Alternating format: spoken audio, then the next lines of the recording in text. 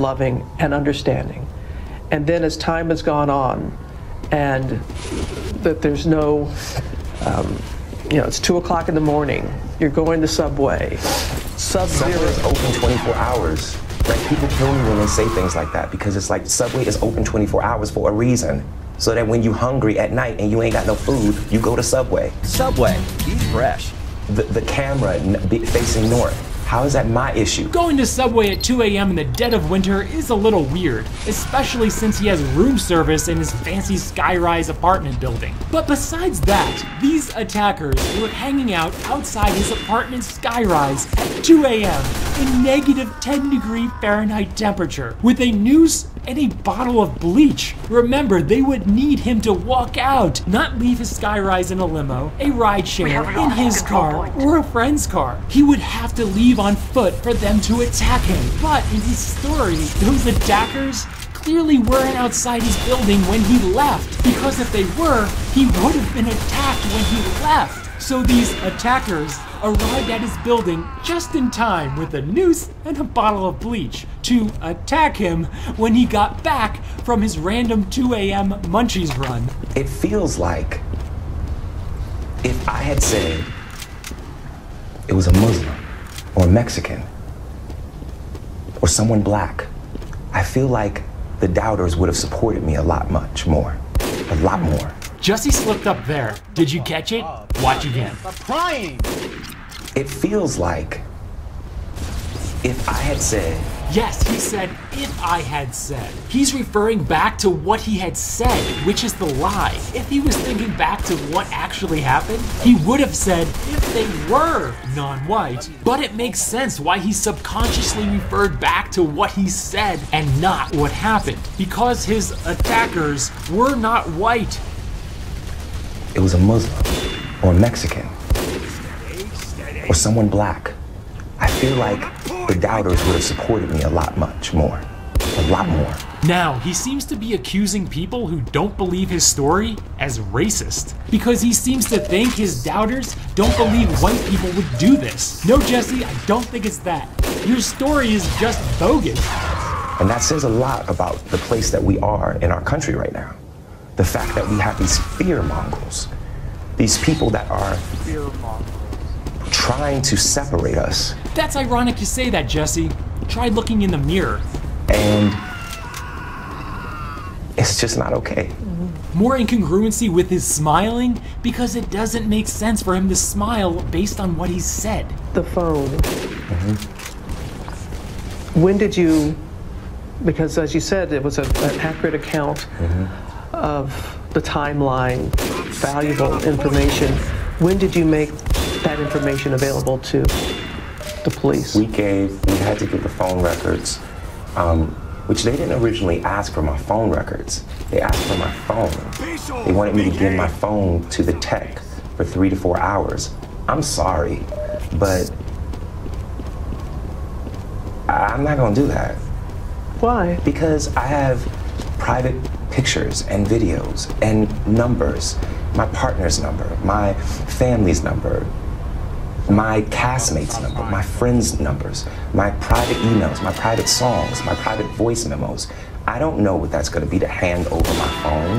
Okay, Jussie, because the police tech wants to secretly take your contacts' phone numbers and prank dial your Hollywood C-list friends. And honestly, by then, inaccurate, false statements had already been put out there. Since some people already feel your story is bogus, what's the point of trying to prove your story true with your phone records? Yeah, I'm being sarcastic. He's diverting her away from talking about why he doesn't want to release his phone records. Earlier this week, he submitted phone records from within an hour of the incident. But Chicago police said they were limited and heavily redacted, adding they need additional information. What other ones had you heard that were inaccurate? That I had said that they were wearing MAGA hats. I never said that. I didn't need to add anything like that. They called me a They called me a There's no which way you cut it. I don't need some MAGA hat as the cherry on top of some racist sundae. This surveillance video of the brothers in a Chicago clothing store buying items cops say were used in the phony attack. They wanted a hat. Okay. Make America great, but we don't sell hats like that. Whoa. They asked you for a MAGA hat? Yes. What were your injuries? What were They did x-rays. I didn't have, it was reported that I had like fractured ribs or cracked ribs or something like that. That wasn't true.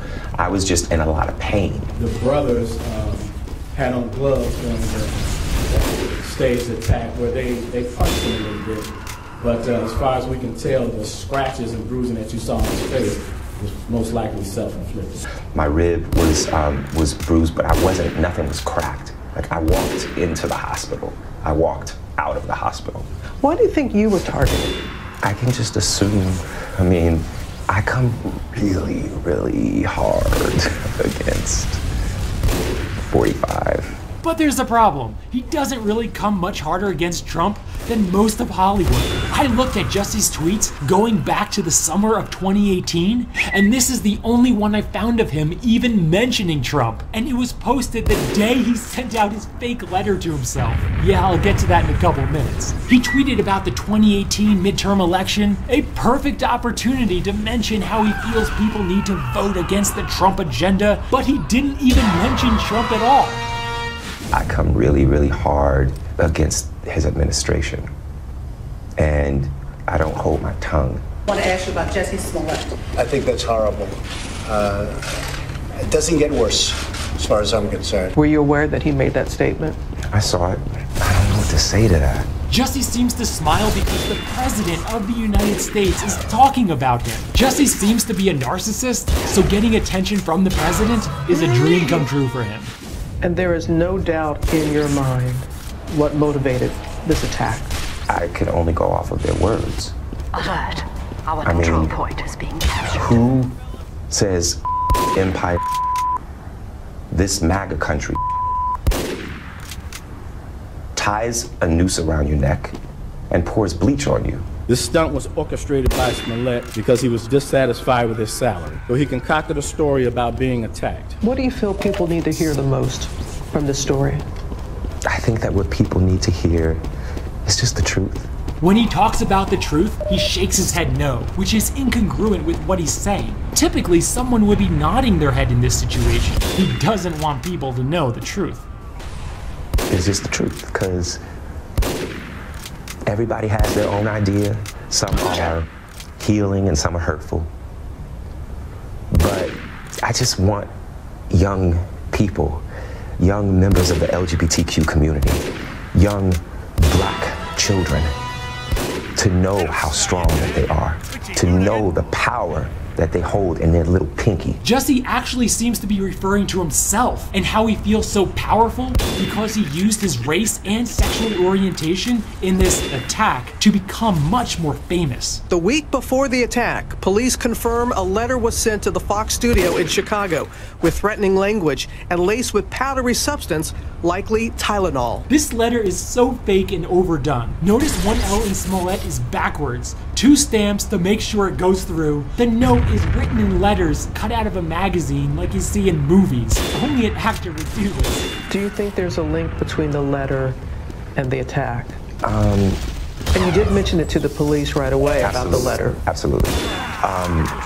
Just because on the letter it had a stick figure hanging from a tree with a gun pointing towards it, with the words that said, "Smollett Jussie, you will die black."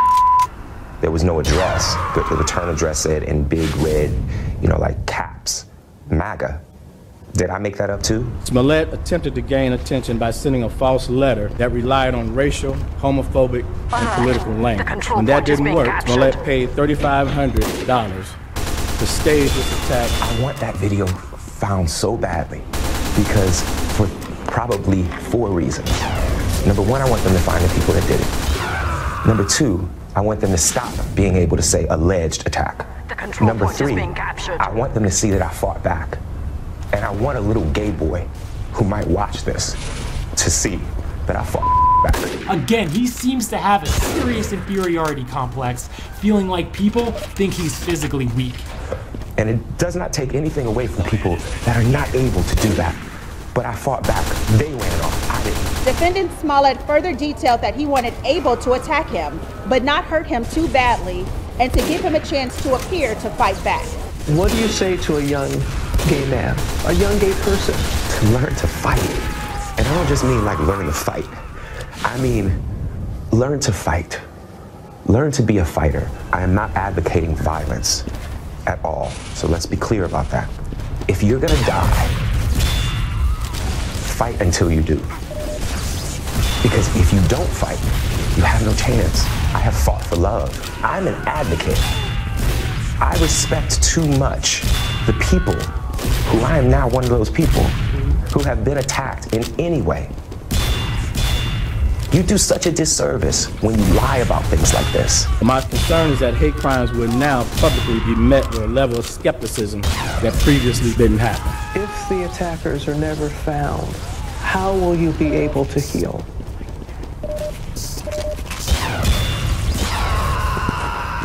I don't know. Let's just hope that they are. You know what I'm saying? Like, let's not go there yet. Let's I was talking to a friend and I said, I just want them to find them. And she said, sweetie, they're not gonna find them. The control point is being It just captured. made me so angry because so I'm just gonna be left here with this. You know what I'm saying? Like, I'm just gonna be left here with like... Jussie seems not to know what to say in the midst of all that emotion. Someone would normally just speak those strong emotions, but when you're manufacturing emotions using a separate topic, speaking becomes much harder. He would also be trying to figure out what to say that's not only believable, but will also convince the naysayers to his side. That's a tall order, even for a professional actor. So they get to go free and go about their life and possibly attack someone else, and I'm here to left with the aftermath of this bull. That's not cool to me. That's not okay. So I understand how difficult it will be to find them. The way that they carried this out, there was never a thought in their mind that we would be able to track them down. Well, we got it. I still want to believe with everything that has happened that there's something called justice. Because if I stop believing that, then what's it all for? It definitely seems Jussie Smollett is guilty of filing a false police report with this fake attack. However, Jussie's insisting that he's innocent and will be fighting his felony charge, which if found guilty, he'll be sent to prison for up to 3 years. Remember, body language is just one tool in an investigation that can be used to help arrive at the truth. Jussie's lying body language was very subtle, but it was his bogus story that gave him away. He's a good actor, but a horrible writer. Now, if you think Jussie Smollett is guilty of staging the attack, give this video a thumbs up. If you think he's not guilty, give this video a thumbs down. Now in the comments, what punishment, if any, do you think Jussie Smollett should receive? Let everyone know in the comments below. Remember to subscribe for more body language and investigative videos, and I'll see you at the top.